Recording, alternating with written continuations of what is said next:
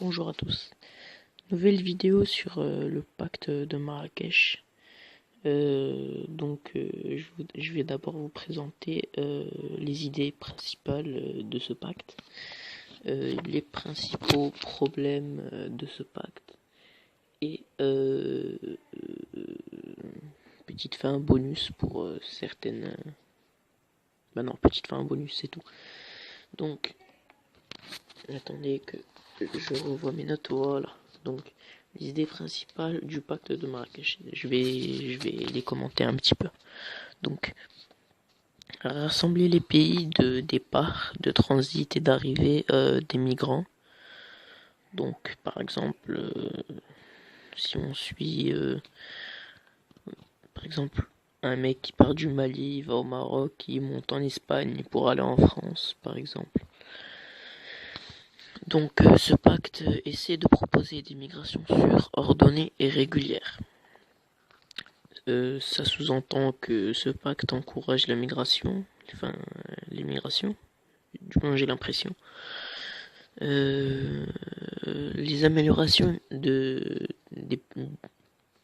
excusez-moi, l'amélioration des pays de départ des migrants. Donc j'imagine une aide des pays d'arrivée pour les pays de départ. La facilitation du retour volontaire dans le pays duquel il est parti. Ce qui est pas mal. Créer de bonnes conditions pour que les migrants enrichissent le pays. Ensuite, des engagements contre la discrimination avec des campagnes de sensibilisation. Bon, ça, on sait tous que ça va pas marcher. Parce que tout simplement, je sais pas si vous voyez les campagnes de sensibilisation, par exemple avec le tabac. Plein de gens commencent et continuent à fumer, donc ça servira à rien. En fait, campagne de sensibilisation, c'est-à-dire que on va faire des pubs à la télé, des bails comme ça, tu vois ce que je veux dire. Les principaux problèmes de ce pacte. Donc, c'est tout d'abord que le poids des migrants sera assumé par certains pays n'ayant rien à voir avec leur exode, par exemple. Si un Tunisien va en Norvège, ça n'a rien à voir. C'est pas comme si un Tunisien il allait en France, par exemple. Parce que la France a Tunisie. Qu'est-ce que je dis? Ouais, la France a colonisé la Tunisie, ce qui a mené l'appauvrissement de la Tunisie en gros.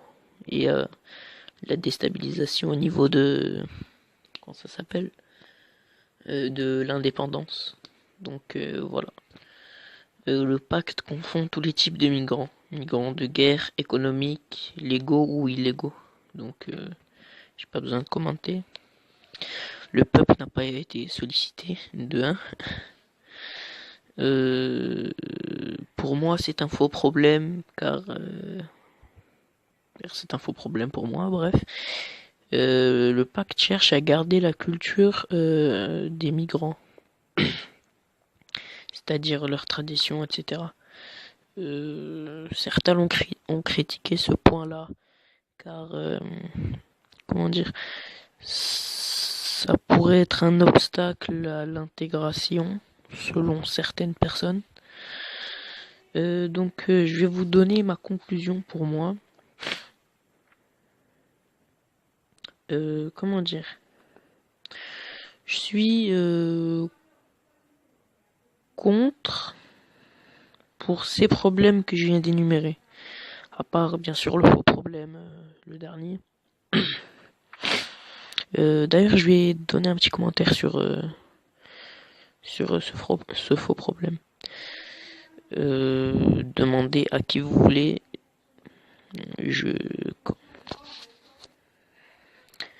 Donc j'ai fait un petit cut parce que j'étais en train de réfléchir. Donc je suis contre ce pacte car je vous ai énuméré les problèmes et voilà. Au niveau du faux problème, Maintenant, j'ai compris ce que je voulais dire. Donc au niveau du faux problème, excusez-moi, je fais des cuts, donc si ça se répète, c'est normal.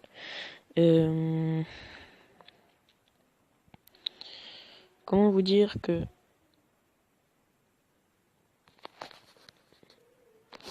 on peut très bien être, enfin garder sa culture, sa religion, tout ce qui a un rapport avec le pays d'origine et bien se comporter, ça n'a aucun rapport. Donc on reprend au niveau de la conclusion. Donc je suis contre pour ces problèmes que je vous ai énumérés. Donc j'aimerais qu'on modifie ce pacte pour résoudre ces petites anomalies dans ce pacte. Je le trouve assez injuste au niveau des pays de départ, parce que seulement 2 objectifs sur 23 les concernent. Quand je parle de pays de départ, ça sera si un Malien part du Mali, ben c'est le Mali quoi. Donc petit sujet bonus que beaucoup ont parlé de ça, je sais même pas pourquoi, mais c'est très, enfin, je vois pas comment ça pourrait se passer. Après c'est possible, hein, je dis pas.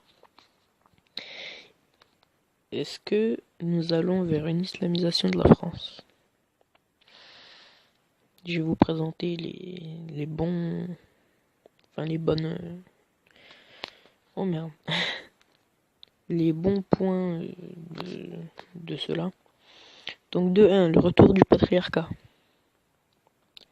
Donc voilà, c'est pour les, enfin, j'allais dire pour les MGTOW, bah, je pense que 90% des gens qui me suivent sont des MGTOW. Toutes les religions sont tolérées, sauf le polythéisme, que ce soit toutes en fait, à part les religions polythéistes. Un système déjà plus juste. Et au niveau de ça, je serais pour qu'on applique tout, en fait tout, la charia, tout ça. Donc par exemple les détraqueurs de la loi islamique par exemple, certains parlent de peine judiciaire, comment dire, moyenâgeuse. Sachez que ça a énormément de, comment dire, bien sûr il y a la prison etc, mais pour certains crimes, délits, par exemple il y a des coups de fouet, coupage de main, tout ça, et une baisse du taux de criminalité énorme. Enfin, la dissuasion que ça fait, c'est un truc de ouf. Un deuxième point des détracteurs, ce sera vous savez, la jizya, l'impôt, l'impôt des non-musulmans en gros. En fait, c'est juste une taxe pour la protection, parce qu'un musulman il va être enrôlé et un non-musulman non, tout simplement. Donc, vous pouvez retenir surtout le retour du patriarcat. Je pense que c'est ce qu'on veut tous. Et un système plus juste. Hein. Au niveau des religions, on va dire que c'est secondaire, quoi. Mais voilà. J'espère que vous avez aimé cette vidéo et puis bonne journée à vous.